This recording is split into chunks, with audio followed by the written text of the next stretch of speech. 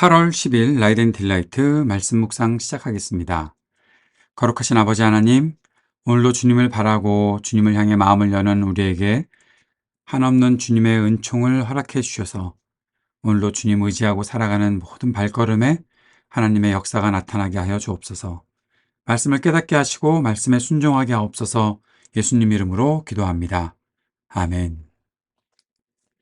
시편 69편 1절에서 12절까지의 말씀입니다. 하나님, 나를 구원해 주십시오. 목까지 물이 찼습니다. 발 붙일 곳이 없는 깊고 깊은 수렁에 빠졌습니다. 물속 깊은 곳으로 빠져들어갔으니 큰 물결이 나를 휩쓸어 갑니다. 목이 타도록 부르짖다가 이 몸은 지쳤습니다. 눈이 빠지도록 나는 나의 하나님을 기다렸습니다.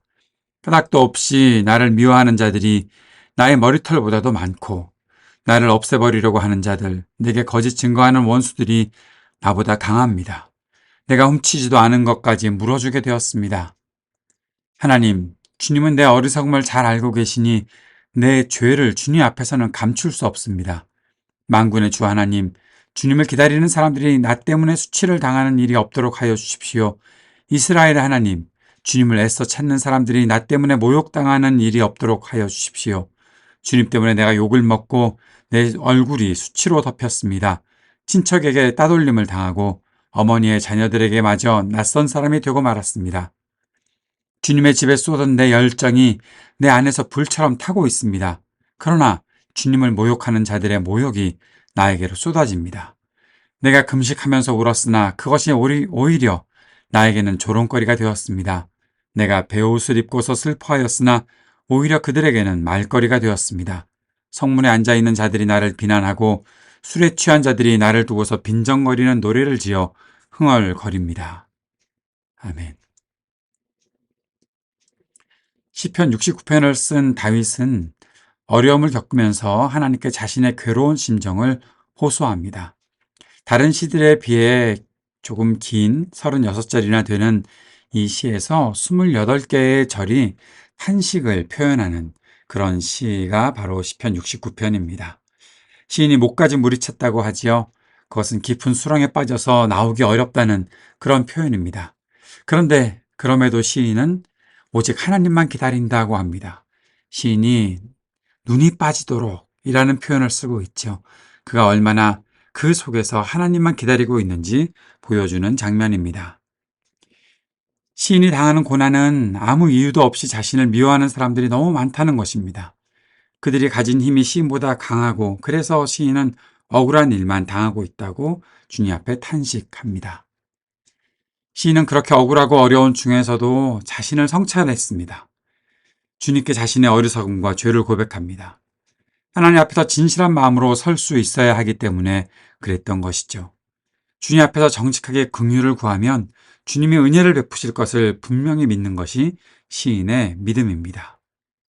또한 시인은 이러한 말을 합니다. 주님 때문에 내가 욕을 먹고 주님 때문에 내가 욕을 먹는다. 자신이 당하는 고난이 자신이 믿고 따르는 주님 때문이라는 것을 말합니다.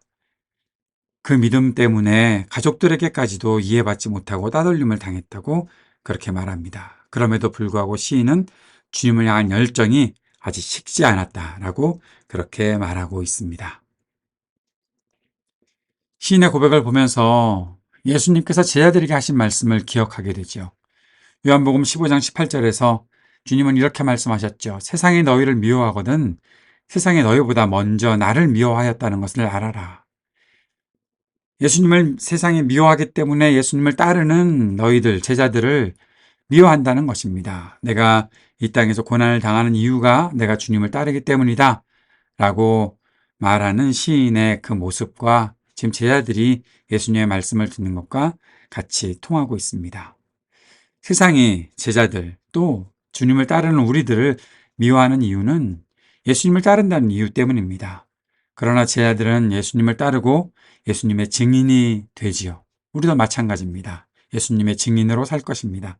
세상이 미워해도 우리가 주님의 증인으로 사는 것을 포기할 수 없습니다. 세상의 그리스도의 제자들을 미워하는 것이 예수님을 따르지 못하게 할 수 없습니다. 주님의 제자로 사는 것이 비교할 수 없는 영광스러운 일이기에 우리는 끝까지 주님을 따를 것이고 끝까지 주님을 따를 수 있도록 주님께서 능력으로 우리를 붙잡아 주신다는 것을 잊지 말아야 합니다. 고난을 당하며 탄식하는 것 쉽지 않은 일입니다. 그러나 고난 가운데서도 진리 안에 있는 우리 자신을 발견할 수 있다면, 그리고 주님을 향한 열정이 식지 않는 것을 알 수 있다면 우리는 가장 아름다운 길을 걷고 있는 것입니다. 오늘도 한결같은 믿음으로 주님을 따라갑시다. 그리고 모든 고난을 돌파하게 하시는 주님의 능력을 경험해 봅시다. 주님께서 우리를 그 길로 인도해 주실 것이라 분명히 믿습니다. 말씀을 기억하며 함께 기도합시다. 탄식할 수밖에 없는 상황에서도 끝까지 한결같은 믿음과 열정으로 주님을 따르게 하소서 간구합시다. 우리가 주님 나라 복음의 일에 쓰임받으며 살기를 위해 기도하고 세상의 모든 분열과 전쟁이 그치기를 위해 기도합시다.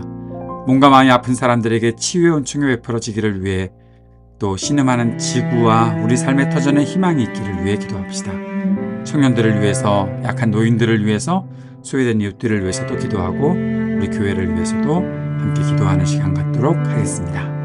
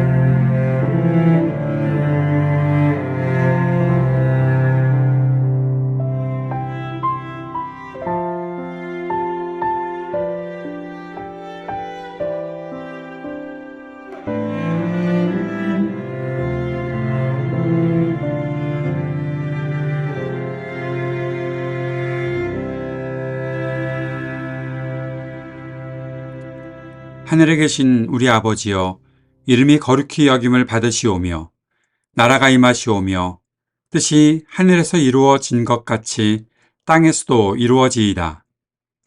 오늘 우리에게 일용할 양식을 주시옵고 우리가 우리에게 죄 지은 자를 사하여 준 것 같이 우리 죄를 사하여 주시옵고 우리를 시험에 들게 하지 마시옵고 다만 악에서 구하시옵소서. 나라와 권세와 영광이 아버지께 영원히 있사옵나이다. 아멘.